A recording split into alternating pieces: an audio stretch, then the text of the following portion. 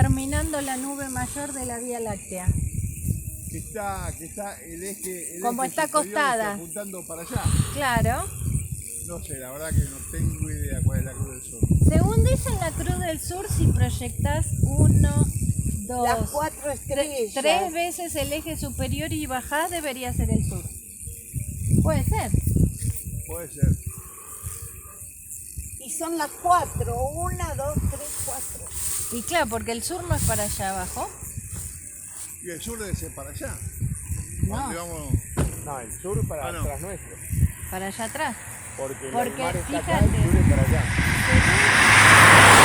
Yo había leído que vos transportabas 3 veces el eje superior y caes y allá te marca el sur. O sea, como que el sur está allá, a la izquierda del poste de la luz, ahí en el medio. Yo, y acá no se ven las Tres Marías. Están Están acá atrás, atrás. más. Claro, Vos no están las ahí ves porque están para el atrás otro lado. tuyo. Porque acá aparecen tantas estrellas que se van Claro, separando. que las perdés. A ese es el cinturón de Orión. Ahí están las patas, Ahí están las patas y arriba están los dos brazos. la cabeza y los brazos. Qué divino, mira. Bueno, sigamos un poco más y cuando bajamos la tierra